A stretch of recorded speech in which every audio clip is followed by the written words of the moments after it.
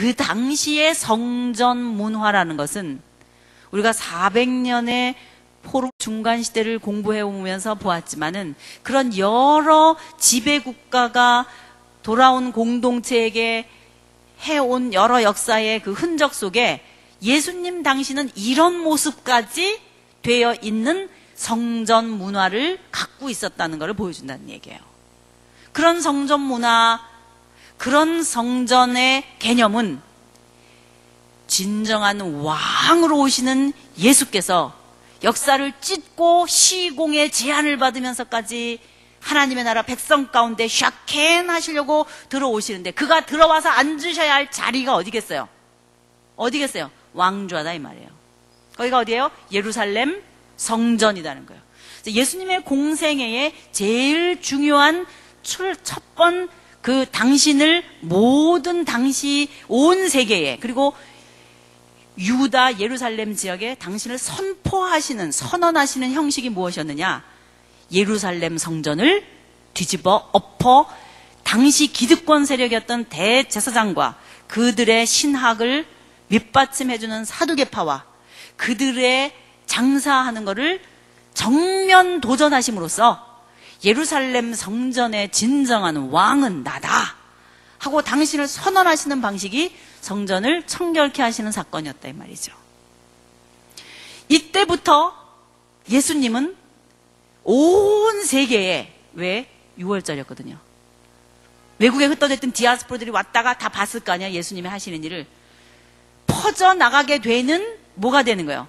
계기가 된단 말이에요. 뭐가? 예루살렘 성전을 어떻게 하는 게? 뒤집어 엎으시는 이 사건이.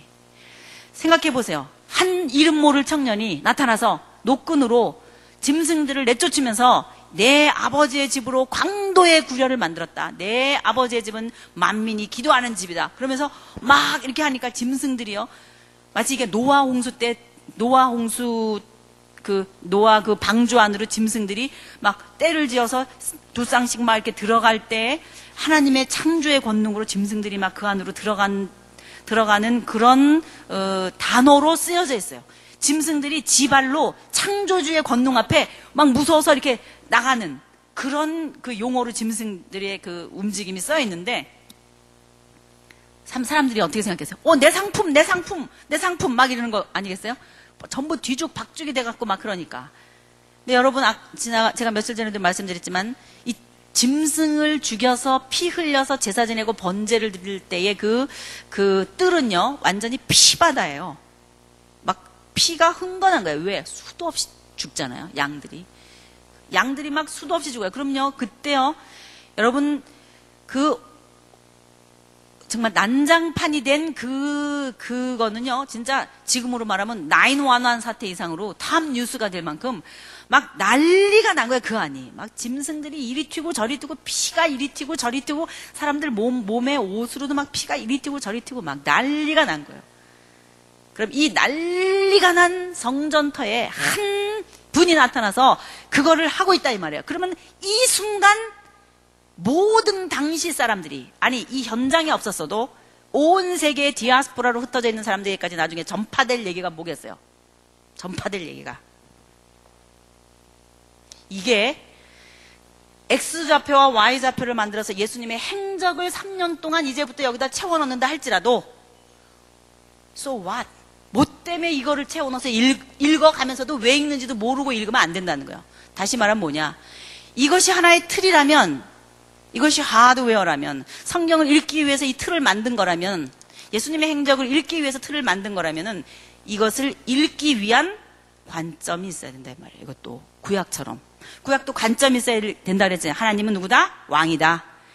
하나님의 나라 백성의 존재의 섞이면 안 된다. 왜 이 백성을 이제 만들어서 나가려고 하는지를 끝까지 붙들어야 가잖아요. 우리 그렇게 하고 왔죠? 마찬가지. 예수님의 생애를 정리해 놓는다 할지라도 이제부터 이거를 읽어야 할 관점이 있는데, 그게 뭐냐? 이거예요. 당시 이 사건에 대해서 사람들이 할 수 있는 말이 이거였을 거예요.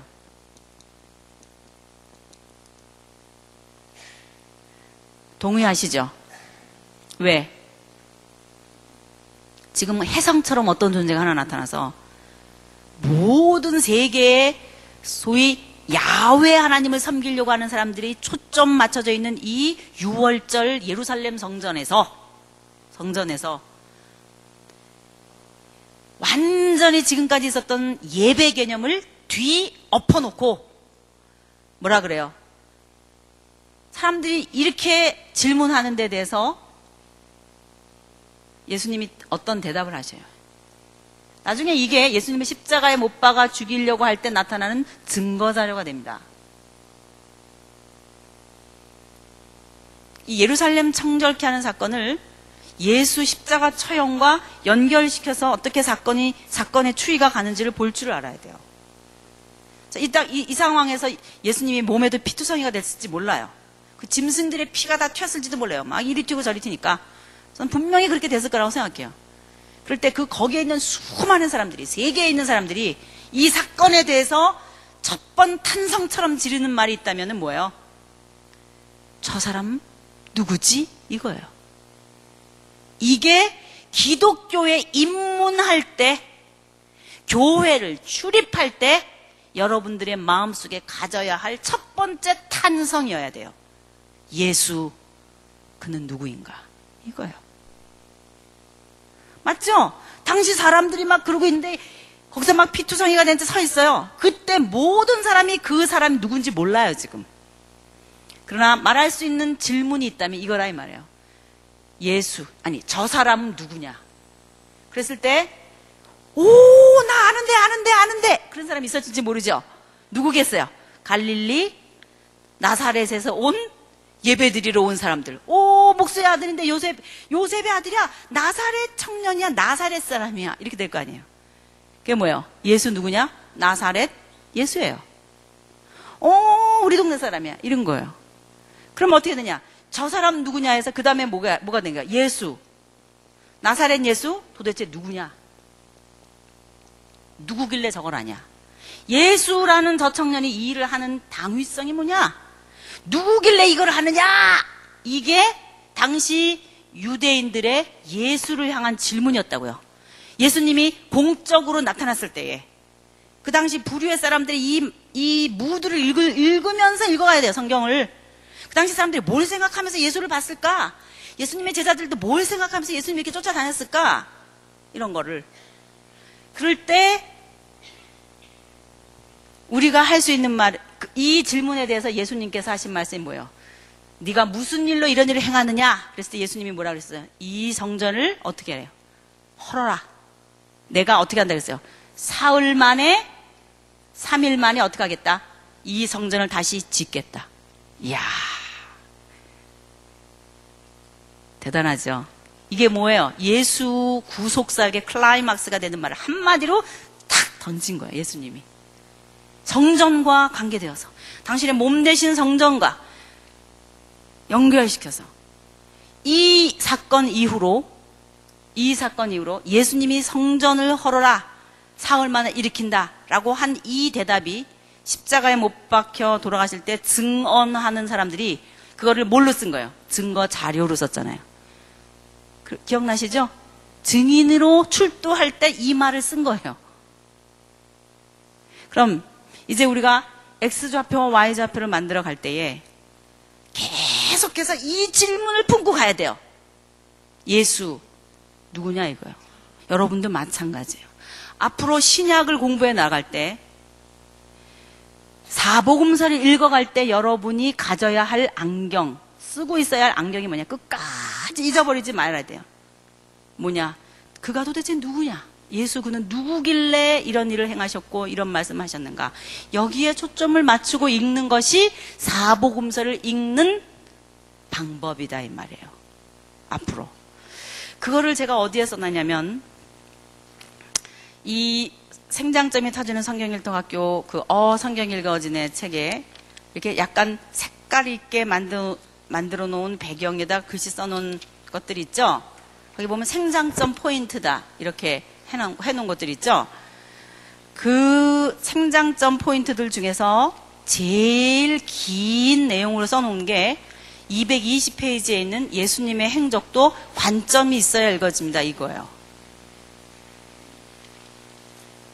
예수를 믿는다는 게 도대체 뭐냐? 많이 여러분들이 아시지만 도대체 예수를 믿는다고 하는 그 내용은 이 예루살렘 성전을 청결케 하는 사건과 관련지어서, 왜 이게 뭐냐면 팩트거든요. 팩트. 실제로 일어난 일. 여러분, 우리의 믿음이라고 하는 것은 성경에 기록되어 있는 실제적으로 일어난 일 속에서 우리가 찾아내는 건데, 일어난 일이 이 일이거든요. 이 일과 함께 나타난 일이 뭐냐면은 예수에 대한 정체성 문제였다 이 말이에요. 끝까지 마찬가지예요. 바디메오 같은 경우도 그렇고 보면은 저 사람 누구길래 너 눈 뜨게 했냐 그랬더니 나중에는 화를 내잖아요. 나 저 사람 선지자인지 귀신 들려서 그러는지 모르지만 내가 아는 거 한 가지가 있는데 나는 옛날에 눈을 못 보다가 지금은 눈을 보는 거, 그거 하나다. 계속 뭐예요? 예수의 정체성 질문이에요. 나 저 사람 누군지 모른다. 그러나 내가 하나 아는 것은 이거다. 성경 전체가요. 다 마찬가지예요. 즉 제가 여러분에게 이 시간 예수님에 대해서 이제까지 여러분이 어떻게 생각하고 오셨는지 모르지만 제가 한 가지 말씀드리고 싶은 내용을 여러분과 이 관점 이것들을 읽어가면서 나누고 싶어요. 여러분들 중에서는 리더들도 많이 계실 거예요. 구역장도 있고 뭐 다락방장 하시는 분도 계시고 말씀을 다른 사람에게 가르치는 분들이 많이 있을 것 같아요. 그럼 여러분이 뭐 할 사람들인가? 열방을 향하고 복음을 전하는 이 시대의 전사들로 살아가야 할 사람들이에요. 그러면은 새로 오는 사람들이 많이 있잖아요. 그죠? 초신자들도 많이 있고 열방에 속해 있는 사람들이 많이 있어요. 그 사람들에게 우리가 예수님을 소개할 때 여러분들이 도전하라고 제가 여러분에게 이 말씀을 드리고, 또 여러분들도 마찬가지예요. 다시 한번 이 시점에서 우리가 어떻게 예수님을 봐야 되는지 그거를 한번 여러분과 함께 나누고 싶어요. 현재 이 세상에 살고 있는 사람들은 좋든 싫든 원하든 원치 않든 신세지고 있는 사람이 있어요. 누구냐면 예수님의 출생 연도예요. 예수라고 하는 이 땅에 살았던 사람의 생년월일을 언제예요? 우리는 예수님의 생년월일을 원년으로 잡고 그 이후 AD라는 말을 쓰잖아요. AD 즉 서기 몇 년 이렇게 쓰잖아요. 여러분 다 생년월일 있죠? 몇 년, 몇 월, 며칠 이렇게 생년월일이 있어요.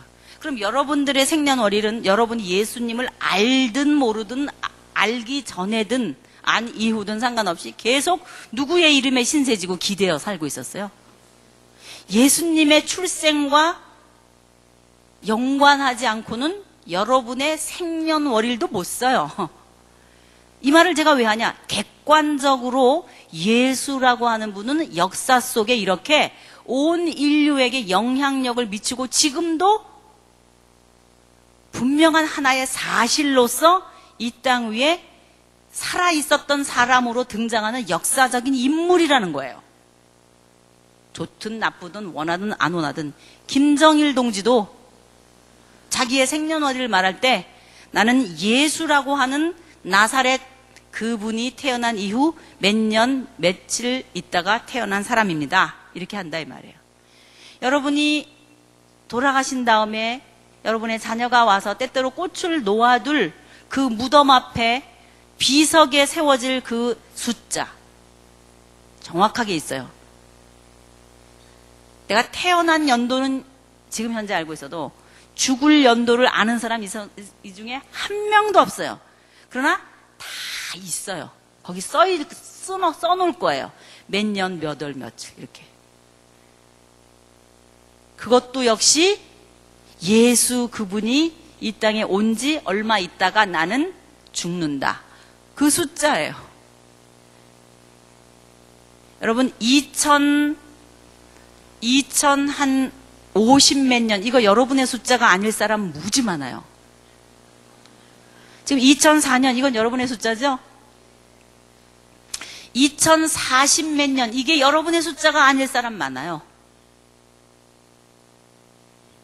2060 몇 년 더더욱 없을 거예요. 여러분의 게 아닙니다. 그 숫자는. 다만 1 뭐뭐, 2 뭐뭐, 뭐 3 뭐뭐, 뭐 요때 이렇게 다 뭐 그 정도일 거예요. 여기 보니까 뭐 적으면 30대, 40대, 50대, 뭐 60대 이렇게 있으니까. 더 이상 욕심부릴 내야 욕심부릴 수 없는 숫자. 다 있어요. 여러분 속에. 여러분 게 아니에요. 그 숫자는. 그만큼 이따 갈 거예요. 우리. 그런데 그 숫자도 누구에게 신세지고 있는 숫자예요? 예수라고 하는 이 세상에 살았던 그 역사적인 인물에게 기대어 쓰고 있는 숫자다 이 말이에요. 즉 AD와 BC라고 하는 세계 역사는 왕들의 역사에 초점을 맞춰서 쓰여진 것인데 그 세계 역사 중에 역사다 이 말이에요. 세계 역사는 왕들의 역사인데 세계 역사의 가장 중심부에 있는 존재가 누구라는 거예요. 누군지 모르지만 예수라는 존재다 이 말이에요. 그 예수라고 하는 존재가 왕들 중에 왕으로 세계 역사가 뽑아놨단 말이에요. 한 사람 뽑아라 그랬더니 누굴 뽑은 거예요? 세계 역사가 예수를 뽑았단 말이에요. 그래서 그 예수를 왕 중에 왕이다 이렇게 말한다 이 말이에요. 이거는 객관적인 얘기입니다. 세계사가 말하고 있는 거예요. 그럼 문제는 뭐냐? 예수 자신의 증언이에요. 다른 사람들도 역사 속에서 그렇게 말했는데 예수라고 하는 그 분이 말한 기록을 보면은 예수 자신이 이런 말을 했다는 거예요. 나와 아버지는 하나다. 나는 아브라함보다도 먼저 있었다. 나를 믿는 자는 영원히 죽지 않는다. 즉 예수 당신이 자기를 누구라고 말하는 거예요? 하나님이라고 말한다는 사실이에요. 그럼 문제가 뭐냐? 둘 중에 하나예요. 예수가 객관적으로나 주관적으로나 예수 당신도 자기는 당신은 하나님이라고 말씀하시고 세계 역사도 결국은 그걸 찾아냈어요. 왕 중에 왕은 예수다. 그러면 어떻게 이 땅에 발 딛고 살았던 인간이 하나님일 수 있느냐? 둘 중에 하나예요. 예수 그가 말한 것처럼 정말 하나님이시거나 아니면 뭐겠어요? 아니면 어떤 사람이 자기가 하나님이라 그래요. 그러면 그 사람 어떤 사람이라고 우리가 생각해요? 정말 하나님이거나 아니면 뭐예요? 그렇죠. 미친 거죠. 미친 거예요. 여러분, 예수 저 사람은 누구냐? 여러분 예수 믿는다며요? 예수 누구냐? 그랬을 때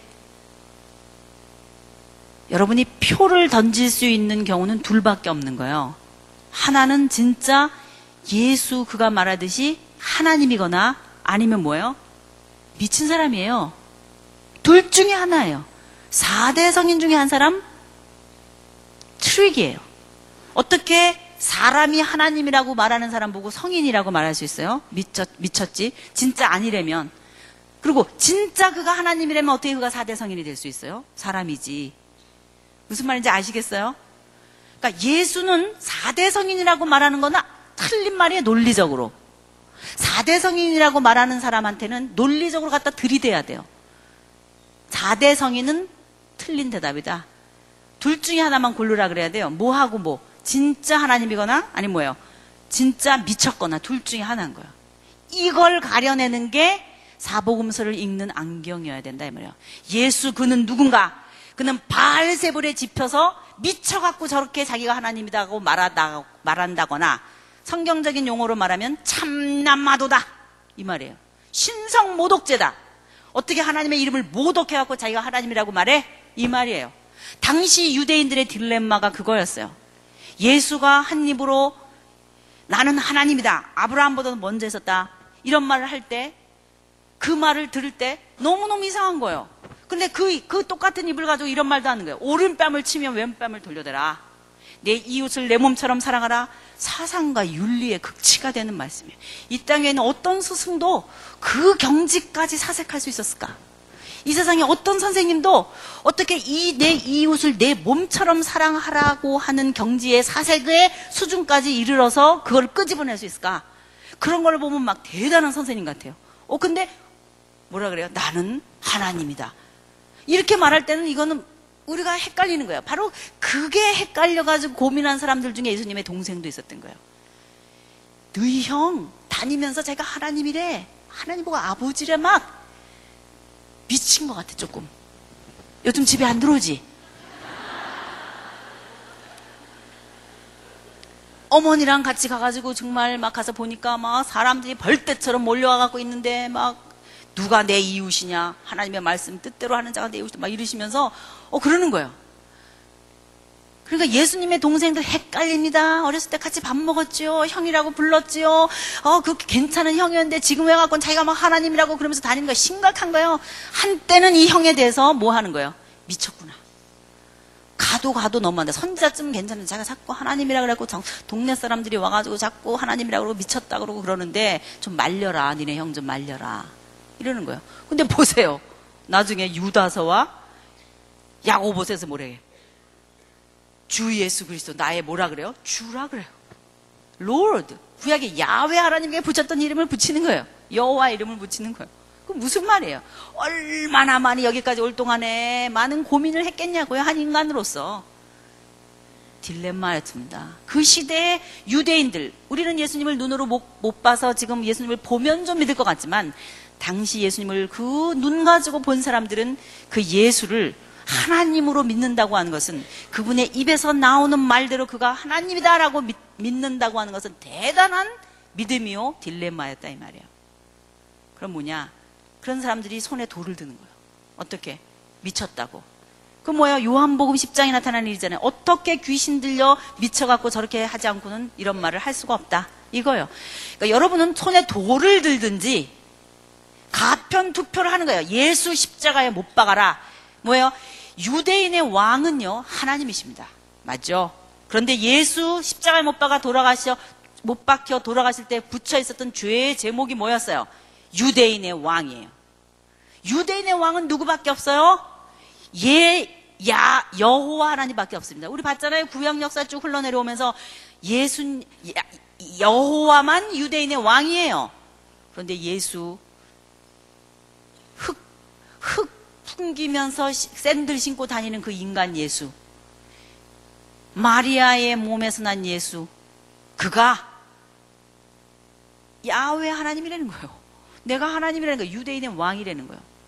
그럴 때 두 편밖에 없는 거예요. 손에 돌을 든 자, 손에 망치를 들어 저 참남한 하나님이라고 말하는 저 죄수를 죽여라. 그래갖고 그 죄 제목이 뭔데? 왕이래. 유대인의 왕이래. 예수 그는 누구인가? 자기가 왕이래. 예수 그가 왕이래. 그렇게 말하는 사람들이 화를 내면서 가편투표한 거예요. 죽여라. 이렇게. 결국 예수님의 3년의 역사 속에 제사장들이나 또는 바리새인들이나 또는 사두개인들이나 민중들 가운데에서도 예수의 정체성 질문 앞에 자기가 누구인지 연관시켜서 구원 얻게 하는 재물에, 그리고 이들의 왕이 되시는 하나님의 정체성을 그 안에서 이 기가 막힌 비밀스러운 그 정체성을 발견해 내지 못해서 예수님을 죽이거나, 바로 그렇게 죽인 자들에 의해서 흘리게 만든 피를 믿는 자들에게는 너무나 아이러니컬하게 그들에게는 그게 뭐가 되는 거예요? 구원이 되는, 제물이 되는, 심판과 구원이 한 몸에서 나타나는, 심판하시나 구원하신다. 예수 그리스도의 정체성 질문은 그의 행적 속에 결국은 그가 그를 구원자로 받아들이는 자에게는 뭐예요? 구원으로. 그를 신성 모독죄라고 생각하는 자들에게, 미친 사람이라고 생각하는 자들에게는 그것이 저주로 드러나는 희비가 엇갈리는 십자가로 나타난다 이 말이에요. 앞으로 사복음서를 읽으면서 여러분들은 당시의 제자들만의 딜레마가 아니었고, 오늘날 우리들도 진지하게 한번 예수 그는 누구신가라고 하는 이 정체성 질문을 자기의 전 영혼을 다해서, 내 전 생애를 다해서, 내 모든 인생을 다해서 한번 올인하고 이 판에 걸어야 돼요. 예수 누구냐라고 하는 이 정체성 질문 앞에 내 인생과 내 목숨과 내 남은 생애를 거기다가 그 판에 얹어놓으라 이 말이에요. 뭐예요? 내가 다 가겠다. 내가 여기다 다 걸겠다. 왜? 예수는요, 당신이 벌려놓은 이 판에다가 뭐를 보장했는 줄 알아요? Eternal life예요. 영생을 담보로 걸고 예수가 이 판을 벌린 거예요. 그럼 이 판에 내가 다 가면 영원한 생명이라고 하는 게 좌지우지 되는 거예요. 영원한 생명이라고 하는 것이 나에게 보장되느냐 보장되지 않느냐가 걸리는 문제다 이 말이에요. 이 판이 돈 좀 잘 벌고 잘 먹고 잘 사는 돈 많이 번 정도의 이 문제를 걸었다면은 내가 올인 안 해도 돼요. 그러나 내 생애 전체를 다 주고 바꿀 수 없는 이 영원한 생명에 당신을 붙여놓은 거야. 당신의 목숨을, 왕의 존재를 붙여놓은 거예요. 거기다. 그러니까 우리는 천상 어떻게 할 수밖에 없어요. 조금 떼서 일부만 가는 거예요. 내 생애 전체를 들이미는 거예요. 내 생애 전체를 들이미는 거예요. 예수 믿는 거는요, 액세서리가 아니에요. 여기다 이렇게 조금 붙이고 사는, 붙였딱 떴딱, 필요하면 붙였딱, 안 필요하면 떴딱 하는, 떴딱 붙였딱 하는 액세서리가 아니다 이 말이에요. 뭐예요? 내가 내 생애 전체를 다 어떻게 하는 거예요? 거기다가 올인 하는 거예요. 종이 호랑이 무섭지 않은 것처럼 종이 예수를 믿으면 안 돼요. 남이 정돈한 예수를 믿으면 안 돼요. 여러분 한 사람 한 사람이 신약을 들어가는 이 입세에서 사복음서를 정리하면서 이제부터 나타날 예수님의 행적들을 정리할 거면서 가져야 할 안경이 뭐라는 거예요? 예수 그는 누구인가? 눈에 불을 켜고 정말 예수 그가 하나님이고 그가 말씀하신 대속제물로 나를 위해서 죽었다고 하는 그 사실이 인정되며 그만큼 내가 값어치 있는 존재로 하나님 앞에 인정받는다는 사실이 확인되면 별것도 아닌 일에 여러분 걸지 말라 이 말이에요. 누구에게만 걸어야 돼요? 예수 사건에만 걸어야 돼요. 여러분의 인생을, 남은 생애를 예수 복음 전파하는 일에 걸어야 된다 이 말이에요. 지금 막 경험한 따끈따끈한 갈보리 언덕 밑에 그 선홍의 색깔의 빨간색 피를 흘리며 죽어가는 예수님의 십자가 사건을 막 경험한 사람이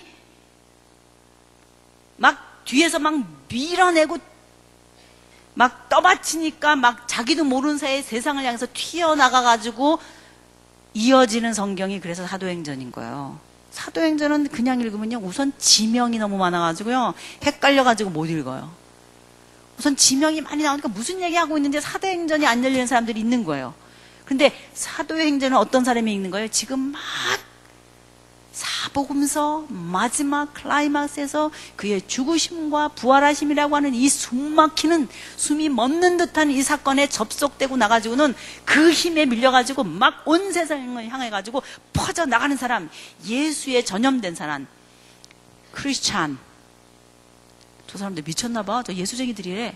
이렇게 되는 그 사람의 행적이 사도행전인 거예요. 그러니까 사도행전은요, 그냥 멀뚱멀뚱한 정신 갖고는 읽어지지 않는 책이에요. 예수 사건을 자기의 온 목숨을 다해서 경험하고 자기를 올인한 사람이 열방을 향할 수 있다 이 말입니다.